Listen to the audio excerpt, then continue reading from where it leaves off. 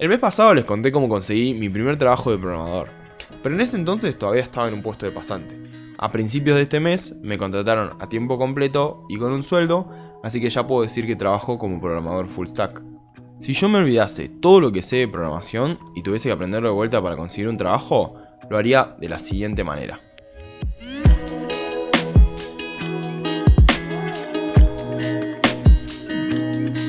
Armé para ustedes una ruta de aprendizaje en formato imagen que les voy a dejar en la descripción si la quieren, donde explico todo lo que van a tener que aprender para ser un programador full stack. Si siguen esta ruta, lo más probable es que lleguen a conseguir trabajo.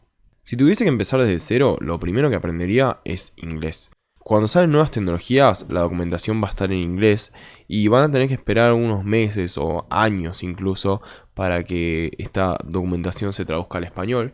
Por lo general las traducciones no son tan buenas, así que es muy importante saber suficiente inglés como para, aunque sea, leer documentación. Pero no se abrumen demasiado con esto, a menos que quieran trabajar para el exterior. No necesitan hablar inglés fluido ni nada. Lo importante es simplemente poder entender documentación para aprender nuevas tecnologías y listo. Seguro están cansados de escuchar esto, pero lo primero que tienen que aprender es HTML y CSS. HTML para darle estructura a nuestra información y CSS para estilizarla, ¿no? Si bien es muy probable que cuando entren a trabajar no usen HTML y CSS puros, muy bueno tener una buena base porque por lo general los frameworks están armados sobre estas tecnologías, así que tienen que saber cómo funcionan para poder usar los frameworks. ¿Qué es un framework? Un framework es una herramienta armada sobre un lenguaje de programación que te va a facilitar muchas tareas. Dicho esto, lo siguiente que van a tener que aprender, seguro se lo vienen venir, es JavaScript. JavaScript es muy importante porque va a ser su primer lenguaje de programación que aprendan. Porque HTML y CSS no son lenguajes de programación y JavaScript sí. Entonces acá es donde van a ver lo que son variables, funciones, bucles, objetos, etc. Entonces todo eso es la sintaxis básica. ¿Qué es manejo de DOM? Manejo de DOM es poder agarrar los componentes HTML que te hayas armado y darle funcionalidad, como por ejemplo esconderlos, y no se me ocurren más cosas. Pero no se esfuercen demasiado aprendiendo manejo de DOM, porque después cuando aprendamos un framework, el framework se va a encargar de todo eso. Pero bueno, JavaScript, si es su primer lenguaje de programación, no traten de aprenderlo rápido. La verdad es que si aprendieron HTML y CSS rápido y es la primera vez que programan, muy bien, pero en JavaScript les recomiendo que le dediquen su tiempo porque es bastante más extenso de lo que hay que aprender con HTML y CSS. Acá van a pasar bastante tiempo. Y va a valer la pena, porque van a ver que se usa muchísimo, tanto en frontend como en backend. Lo siguiente que vamos a querer aprender es Git y GitHub. Aunque no trabajen en equipo, Git es bastante útil porque pueden controlar las versiones de su proyecto y si se llegan a equivocar pueden volver a una versión anterior y ya está. Y GitHub es una de las plataformas donde se hostean repositorios Git. O sea, pueden ustedes subir su repositorio Git a GitHub y queda en internet para que se lo puedan descargar desde donde sea. Y esto es muy útil para trabajar en entornos de equipo. Lo siguiente que vamos a querer hacer es armar una página estática con lo que vinimos aprendiendo hasta ahora, con HTML, CSS y JavaScript. Cuando vean este pentágono celeste acá, en este roadmap, significa que es un paso opcional, ¿sí? Esta página estática que vamos a armar es opcional, pero bueno, yo recomiendo fuertemente que lo hagan para obtener mejores resultados. Así que, bueno, con HTML, CSS y JavaScript se arma una página estática y ármenla pensando que es para mostrarle a empleadores, porque la idea es esta página hostearla en internet y ponerla en su CV para que empleadores la puedan ver. Así que háganla la más bonita posible. Bueno, como dije, la idea de hacer esta página es hostearla, así que a eso viene el siguiente paso, que también es opcional, porque justamente armar esta página es opcional, entonces esto también es opcional. Netlify. Netlify es una plataforma donde pueden hostear su página web, que es hostear, básicamente tenerla en internet, y la suben a internet usando GitHub o simplemente arrastrando los archivos de su página web. Netlify es totalmente gratis, yo lo estoy usando, tengo varias páginas ahí hosteadas, así que aprovechenlo y pueden pueden subir su página a través de GitHub o arrastrando la carpeta directamente. Yo recomiendo GitHub porque es mucho mejor, ¿ok? Es mucho mejor porque si llegas a subir una versión que termina rompiéndose, puedes volver atrás y eso es algo que las carpetas como que no tienen tan organizado, tan definido. ¿Qué son estos 3 iconos? Se preguntarán. Algunos de ustedes pueden estar familiarizados con estos y otros no. Estos iconos son los famosos frameworks de JavaScript, ¿sí? ¿Se acuerdan que yo les dije que no hacía falta que se esfuercen demasiado aprendiendo manejo de DOM? Y justamente es porque tienen que aprender estos frameworks que les facilitan mucho esa tarea. Entonces, este verde de acá es Vue, este rojo es Angular y este átomo es React. Dicen que Vue es el más fácil de aprender, React intermedio y Angular es más difícil. Angular es de Google y React de Facebook, ¿ok? El más popular es React. Vayan fijándose cuál les gusta más o con cuál quieren trabajar. Y elijan uno de acá, no aprendan varios. La verdad que me parece innecesario. React es el más popular, así que yo recomiendo React. Lo siguiente, bueno, apareció JavaScript de vuelta, pero es porque si en el primer paso de JavaScript no llegaron a aprender estas dos cosas, aparecen de vuelta porque son muy importantes, ¿ok? Primero que nada es la función fetch, que está integrada en JavaScript. La función fetch se encarga de consumir APIs. ¿Qué significa consumir APIs? Básicamente vos a fetch le pasas una URL y en esa URL vos podés hacer solicitudes del tipo get, post, put y delete, que es básicamente leer información, crear información o agregar, editar información y borrar información, ¿sí? Entonces a fetch vos le pasas una URL y vos te podés traer una información de una API, ¿sí? Y si es una API donde vos podés agregar información, entonces también podés agregar, editar y borrar, ¿sí? Entonces es muy importante que aprendan a usar la función fetch para consumir APIs. Consumir APIs es algo que un desarrollador frontend tiene que saber hacer. La función fetch te devuelve una promesa. Una promesa es algo asincrónico, ¿ok? No es que vos haces un fetch a una API y automáticamente, tipo, instantáneamente podés seguir ejecutando tu código, sino que tenés que esperar. Y ahí es donde entran en juego las promesas. Ya que vos estás haciendo un fetch a una URL externa, estas promesas pueden fallar, por lo que sea. Por un problema en la conexión, o problema con el servidor, o problema con la base de datos. Entonces, a las promesas siempre les pasas un then y un catch.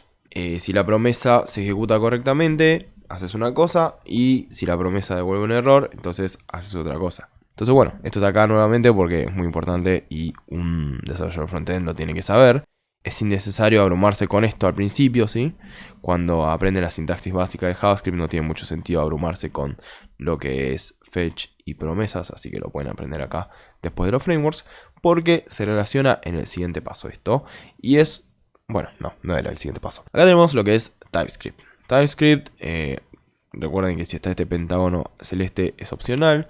TypeScript nos ayuda a detectar errores antes de ejecutar nuestro código. Porque JavaScript es un lenguaje que se compila y se ejecuta al mismo tiempo. Usa un interpretador, no usa un compilador, sino que usa un interpretador que compila y ejecuta al mismo tiempo el código.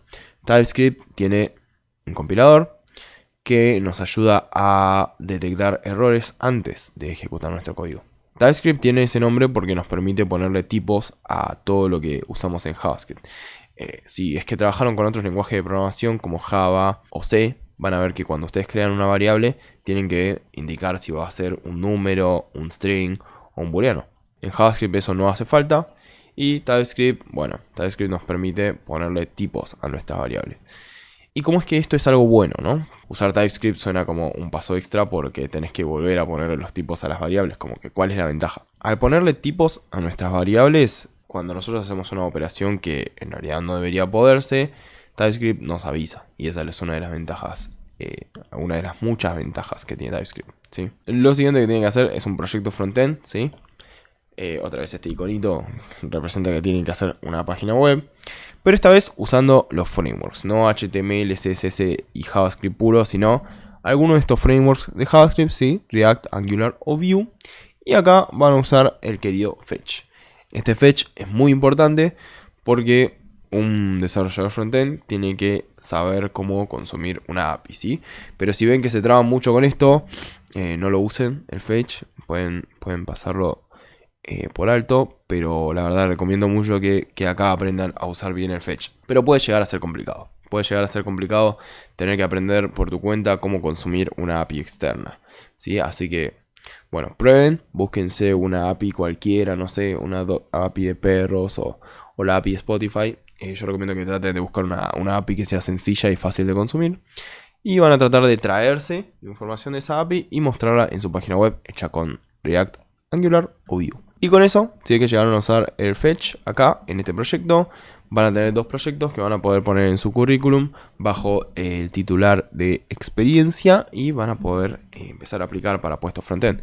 Tal vez lleguen a fijarse que en algunos puestos piden alguna otra librería de frontend, pero por lo general no son condiciones excluyentes, y esos frameworks, si es que llegan a ser condiciones excluyentes, lo pueden aprender al toque, ¿sí? Así que si es que ven un puesto que les llama la atención y pide, por ejemplo, Bootstrap o SAS o Tailwind o algún framework más, bueno, apréndanselos y después aplican. Con eso ya tenemos lo básico del frontend y ahora pasamos a lo que es el backend. Y lo primero que hay que hacer para backend es elegir un lenguaje, ¿sí? Acá puse algunos, pero hay mucho más. Pero algunos que puse acá son Node.js, que es básicamente un entorno de runtime, de ejecución de JavaScript. Es básicamente hacer servidores con JavaScript, lo cual es muy conveniente porque ya tienen la sintaxis básica de JavaScript. Entonces trabajar con JavaScript en el backend es como que se hace más fácil la transición. Pero, o bueno, otras personas prefieren trabajar con Java o con Python o con PHP. Una vez que hayan elegido su lenguaje y sepan cómo levantar un servidor y poner rutas básicas, van a querer aprender bases de datos relacionales, ¿sí? Acá puse Postgres y MySQL. Las dos se manejan con comandos SQL, así que les recomiendo que aprendan un poco de SQL y cómo levantar bases de datos con Postgres y MySQL. Otra opción que tienen para base de datos son bases de datos no relacionales, ¿sí? MongoDB. Acá está opcional porque, por ejemplo, en mi trabajo no usamos MongoDB, se maneja más que nada con bases de datos relacionales, entonces este obligatorio y MongoDB opcional, pero es una muy buena opción también para usar como base de datos. A mí me gustan más las bases de datos no relacionales porque son más sencillas, pero obviamente que le veo la ventaja a lo que son las bases de datos relacionales, ¿sí? Se llaman bases de datos relacionales porque tienen varias tablas que se relacionan usando las llaves primarias y llaves foráneas. Con eso se pueden hacer una REST API. Como vieron, no es mucho que aprender lo de backend. Si quieren hacer desarrollo web, solamente tienen que aprender a hacer REST API. ¿Y qué es una REST API? Es básicamente un servidor donde se le pueden hacer requests, ¿sí? Vieron que antes les mencioné el fetch, que el fetch era hacer llamadas a una API para obtener información, ¿sí? El get obtiene información, el post para crear entradas, el put para editar entradas, put o patch, también se llama patch, o el delete para borrar entradas. Así que básicamente con el fetch en el front ustedes se comunican con el REST API y ahí pueden leer información o crear información, editar o borrar información. Y este REST API, ¿dónde es que guarda la información? Esta información se guarda en la base de datos. Entonces si vos lees, por ejemplo, cuántos alumnos hay, te va a traer todos los alumnos que están en la base de datos. Si vos haces un post de un nuevo alumno, creas un nuevo alumno. Y así con los demás también.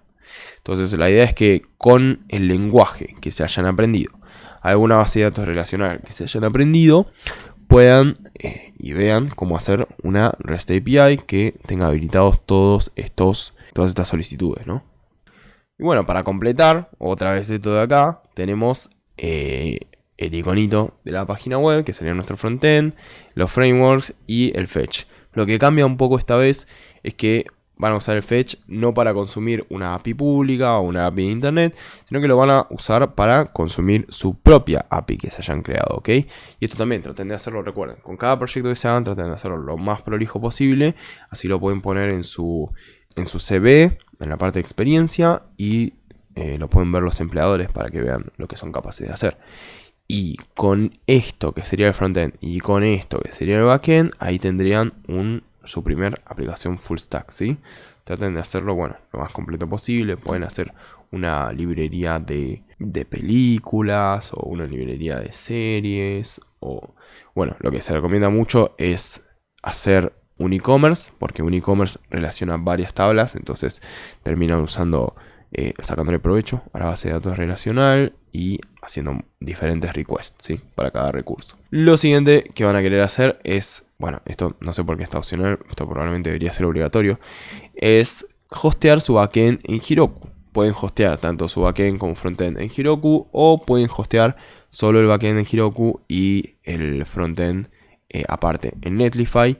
Y la idea es tener el proyecto, mi proyecto full stack en internet para poder mostrárselo a los empleadores con más facilidad. Y es por eso que esto está acá. Debe haber otras plataformas para hostear su backend con facilidad, pero bueno, yo conozco Heroku y Netlify, entonces son las que recomiendo. Y con eso, bueno, completan el CV, bajo experiencia ponen sus 3 proyectos que armaron. El primer proyecto era una página estática con HTML, CSS y JavaScript puro.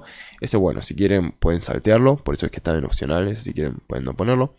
Su segundo proyecto es el proyecto frontend con Angular o React o Vue, que hace un fetch a una API pública. Y después, bueno, la aplicación full stack, que yo recomiendo fuertemente que se hagan algo medio complicado como un e-commerce, porque tiene varias tablas, entonces es muy completo. Y eso la verdad que suma bastantes puntos. Traten de venderse lo mejor que puedan en el CV, por más que sientan que no tienen suficientes cosas para ofrecer. Traten de venderse lo más que puedan, traten de rellenar lo más que puedan. Así el empleador los llama para una entrevista, ¿ok? Vayan con confianza, ¿ok? Si llegaron a hacer una aplicación full stack, saben bastante. Con eso empezamos a buscar puestos full stack, trainee o junior. Y también dependiendo del lenguaje de backend que hayan aprendido, pueden trabajar en el backend. Pero la verdad que yo recomendaría que busquen puestos full stack, trainee o junior. Porque tal vez mi conocimiento de backend es un poco limitado y tal vez el desarrollador backend tenga que hacer mucho más de lo que yo les estoy diciendo acá. No sé bien. Tal vez ahí me puede iluminar en los comentarios. Y si con esto todavía les cuesta conseguir, sigan haciendo proyectos y sean activos en redes sociales para conseguir trabajo. Y siempre también está la opción de freelancing. La verdad es que si pudieron aprender todo lo que está en este roadmap por su cuenta, ya desarrollaron una buena disciplina para aprender por su cuenta, para buscar información por su cuenta. Entonces la verdad es que nada los va a parar y pueden aprender muchas cosas nuevas por su cuenta. Porque por lo general, con lo que está acá, si tenés suerte vas a conseguir trabajo. Probablemente vayas a tener que aprender más cosas. Pero si llegaste a completar todo lo que es este roadmap, tuviste un buen entrenamiento y podés aprender las cosas por tu cuenta ya. Si quieren ver cómo entrevista a un programador junior por 10 minutos, vayan a ver este video. Nos vemos.